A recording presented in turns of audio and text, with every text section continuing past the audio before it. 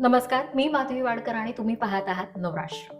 मुंबई, आपल्या भारताची आर्थिक राजधानी, धावपळीचं आणि कधीही न थांबणारं शहर. पण ह्या शहरात एक गोष्ट खूप दुर्लक्षित केली जाते आणि ती म्हणजे झोप. अलीकडे झालेल्या सर्वेनुसार मुंबईमध्ये काम करणारे लोक हे 6 तासांपेक्षा सुद्धा कमी झोप घेत आहेत आणि ह्याचे दुष्परिणाम सुद्धा आपण बघत आहोत. तर चला, आज आपण लोकांशी संवाद साधणार आहोत आणि त्यांच्याकडनं जाणून घेणार आहोत की नेमकं ह्या मागचं कारण त्यांना काय वाटतंय, किती तास ते झोपतायत आणि ह्या सगळ्याचा त्यांच्या आरोग्यावरती काय परिणाम त्यांना जाणवतोय.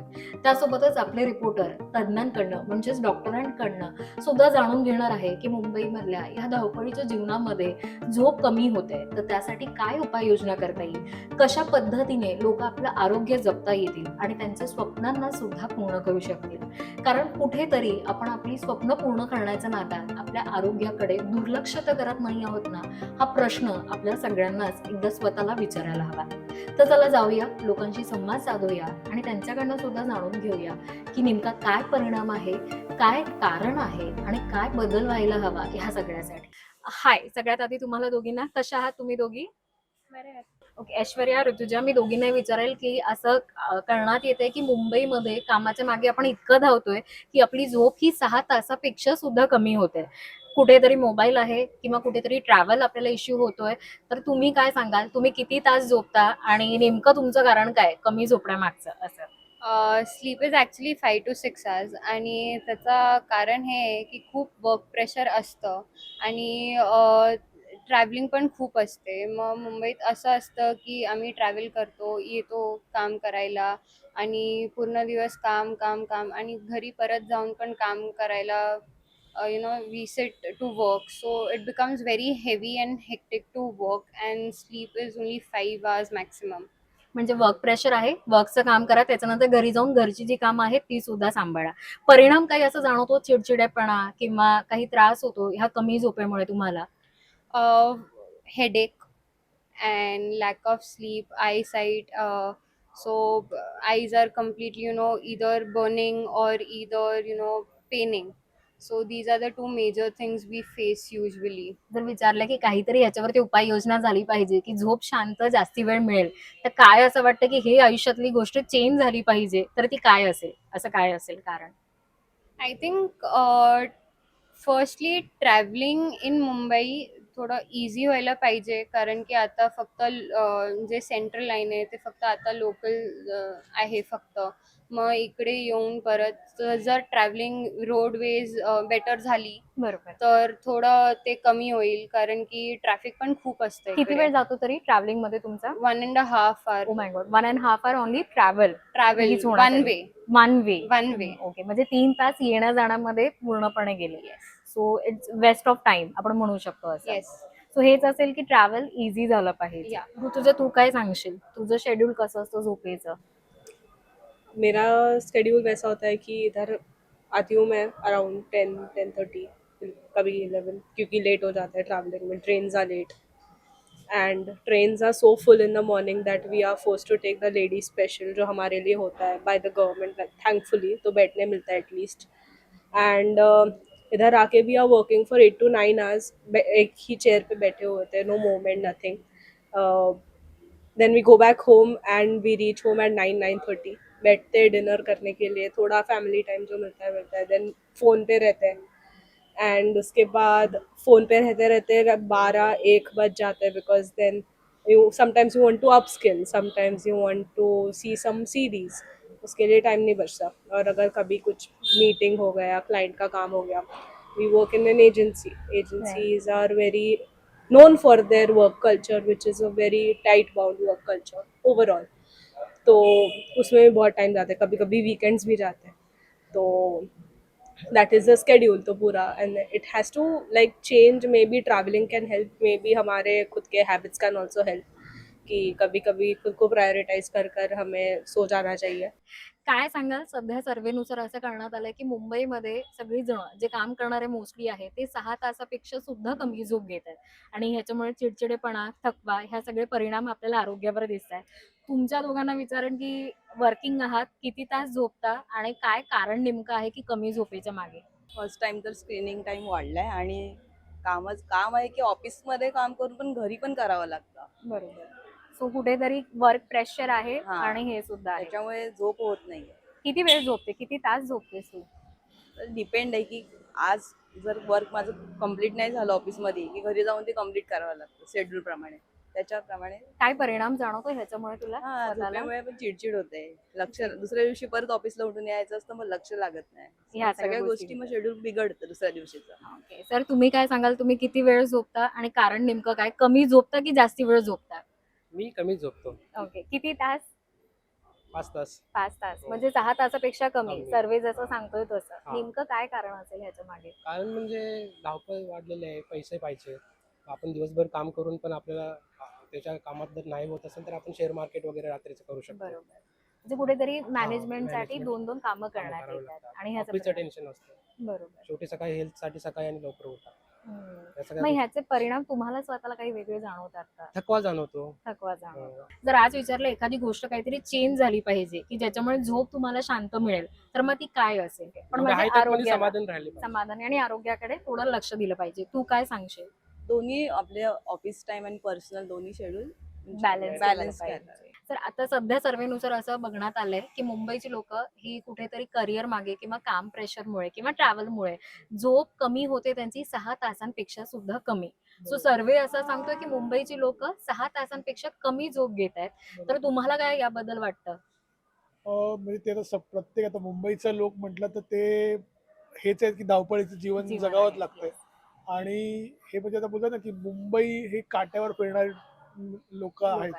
आणि मी हा अनुभव इथे घेतलाय कारण का आम्ही जेव्हा मुंबईच्या बाहेर जातो आणि त्यांना विचारतो की तुम्हाला 6:30 वाजता इथे पोचायचंय, तर त्यांना 6:30 नसतातच त्यांच्याकडे. त्यांच्याकडे 7 असतात किंवा 5 असतात. ते बोलतात की आम्ही जर तुम्ही 6 वाजता बोलवलं तर आम्ही 7 वाजता येतो.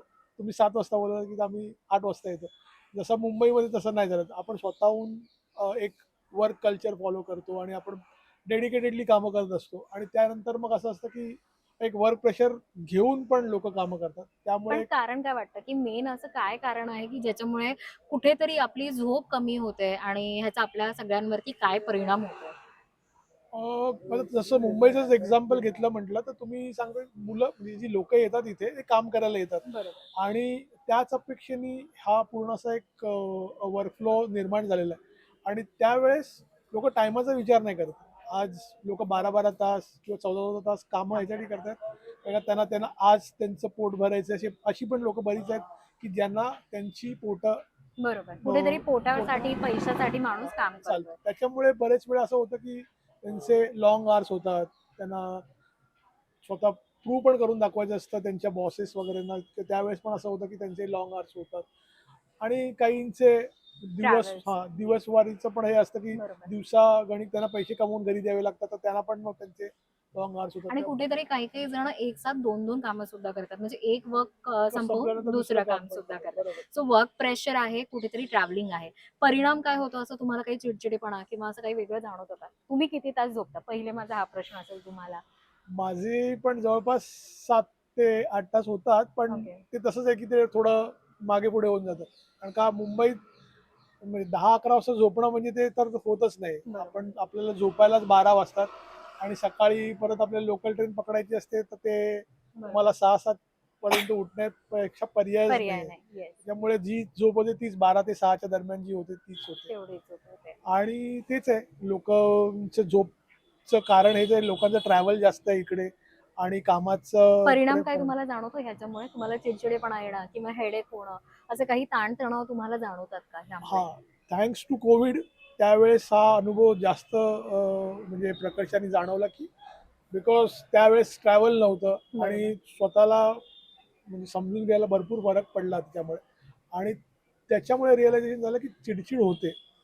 चिडचिड मग ती आपण घरातल्यांवरती शक्यतो काढली बरोबर. जाते आणि मग तो एक वर्क प्रेशरमुळे आपल्या स्वतःच्या शरीरावर पण परिणाम होतच असतो. थकवा जाणवतो, बरेच वेळा असं आपल्याला फ्रेशनेस येत नाही आणि मग आपला संडे पण असाच जातो निघून आणि जातो. मग ते होतच. नमस्कार, मी रश्मी खिडकर. नवराष्ट्रमध्ये तुम्हा सगळ्यांचं खूप खूप स्वागत आहे. आज आपण मुंबईतील एका गंभीर आणि दुर्लक्षित प्रश्नावर बोलणार आहोत. खरं तर काम करणारे मुंबईकर हे कमी झोपतात का, असं एका संशोधनातून पुढे आलंय की ते 6 तास कमी झोपतात आणि त्यामुळे त्यांच्या शरीरावर काय परिणाम होतात हे जाणून घेऊयात. आपल्यासोबत आता डॉक्टर तुषार आहेत. तुषारजी, मला सांगा, आपण एक सर्वे आलाय की 6 तास लोक कमी झोप घेतात, 6 तासांपेक्षाही कमी झोप घेतात मुंबईत, आणि प्रचंड धावपळ असते. तुम्ही डॉक्टर आहे, तुमचे पण आवर्स वेगवेगळे असतात कामाचे, तर या कमी झोपेमुळे काय परिणाम होऊ शकतो शरीरावर? आपल्या शरीराला झोपेची खूप गरज आहे, कारण आपण दिवसभर काम करतो. काही लोकांचं फिजिकल लेबर जास्त असते, काही लोकांचं कमी असते, पण आपल्या शरीराला रिकवर होण्यासाठी झोपेची खूप गरज असते. तर आपण 8 तास तरी झोपलं पाहिजे असं लिटरेचर म्हणते. पण आपली फास्ट पेस्ड लाईफस्टाईल जी असते, किंवा जी टेक्नॉलॉजी आता मोबाईल आहे किंवा टी व्ही आहे, इंटरनेट आहे, किंवा स्ट्रेस आहे कामाचा, याच्यामुळे आपण बऱ्याच वेळा 12 तास 8 तास पेक्षा कमी झोपतो. तर 6पेक्षा कमी तास झोपल्यामुळे बरेच विकार होतात. जसं आता जे हार्ट अटॅक्स आपण बघितलेत की यंग एजमध्ये हृदयविकार झाला आणि त्याच्यामुळे लोकांचा मृत्यू झाला. तर ते खूप जास्त सायकलिंग करत होते, जिममध्ये वर्कआउट करत होते, खूप हेल्दी होते, फूड पण चांगलं खायचे, जंक फूड नाही खायचे, तरीसुद्धा त्यांना हृदयविकार झाला. कारण त्यापैकी काही लोक फक्त 4 तास झोपायचे ओके. ना, किंवा 6 तास झोपायचे. तर हे एक मोठं कारण आहे ज्याच्यामुळे हृदयविकारच नाही तर बाकी विकार पण होऊ शकतात. तर त्यामुळे आपल्याला एक क्वालिटी ऑफ स्लीप पण इम्पॉर्टंट आहे, फक्त अवर्स ऑफ स्लीप नाही. तर 8 तासाची चांगली क्वालिटी स्लीप आणि डीप स्लीपची गरज आहे. त्याचं महत्त्व हे आहे की आपल्या बॉडीला रिकवर होण्यासाठी तो वेळ खूप आवश्यक आहे. सर, आपण ऑफिसेसमध्ये जातो, स्क्रीन टायमिंग आपला खूप असतो, बसल्यापासून आपण जॉब करत असतो, कंटिन्यू लॅपटॉप असतं, किंवा मग आपण इंस्टाग्राम ते झालं की लगेच इंस्टाग्राम स्क्रोलिंग करतो, किंवा या सगळ्या स्क्रीन टायमिंग वाढल्यामुळे मानसिक त्रास पण वाढतो. हो, तर डूम स्क्रोलिंग म्हणतो आपण त्याला.